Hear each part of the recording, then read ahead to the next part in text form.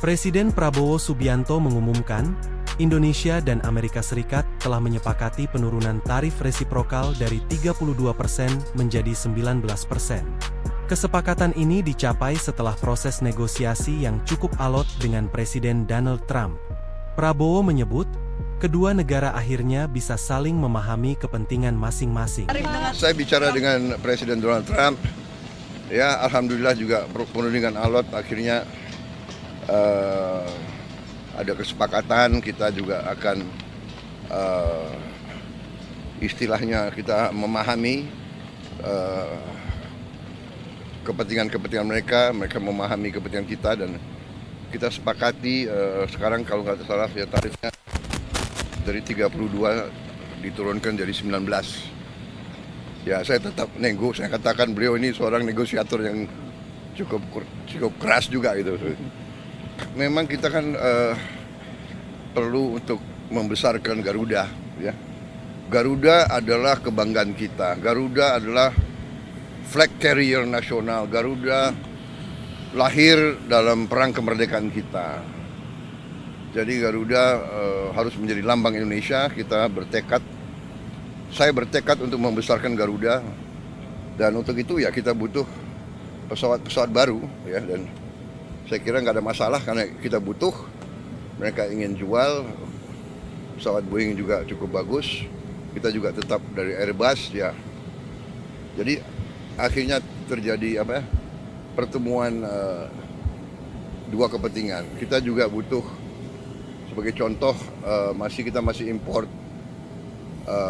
BBM, kita masih import gas, kita masih perlu import gandum, kita masih perlu import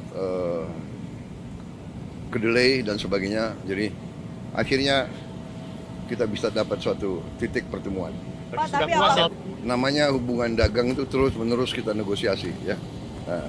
Ada rencana kunjungan ke sana, Pak? Kemana? Ke Amerika. Beliau katakan mungkin sekitar September Oktober, ya. Bapak ke sana, Tapi Pak? saya agak ngeri kalau diajak main golf. Kenapa? Golf saya jelek sekali. Saya harus les privat golf. Dulu bagus, sekarang udah nggak bisa lagi. Ya.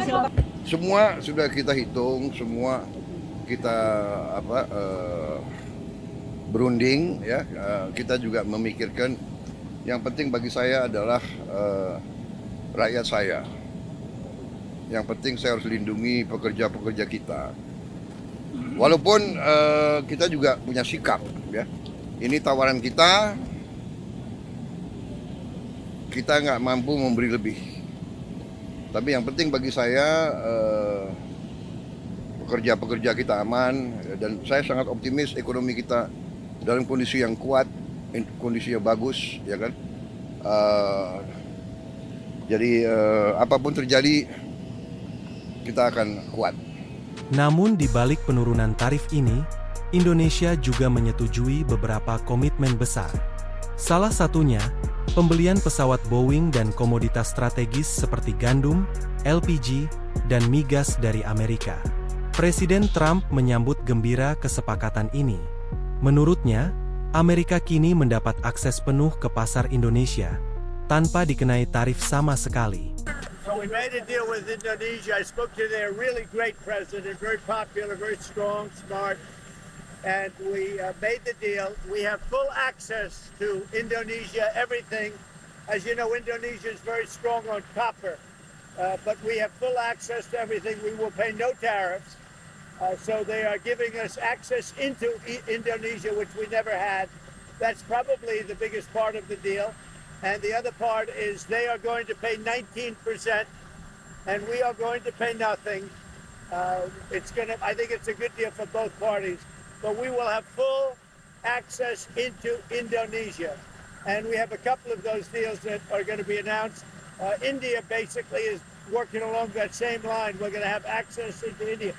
And you have to understand, we had no access into any of these countries. Our people couldn't go in. And now we're getting access because of what we're doing with the tariffs.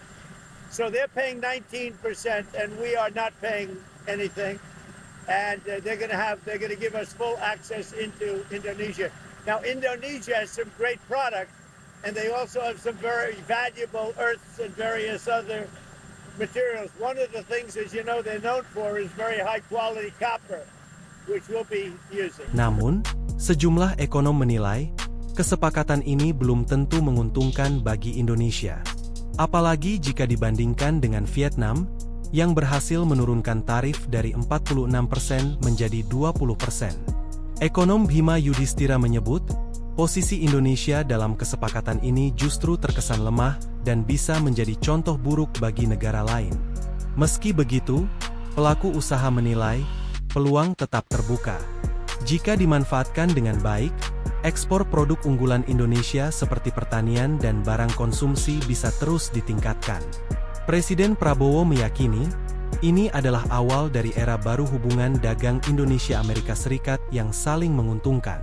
Lalu, benarkah ini kesepakatan yang menguntungkan kedua belah pihak? Atau justru lebih menguntungkan Amerika?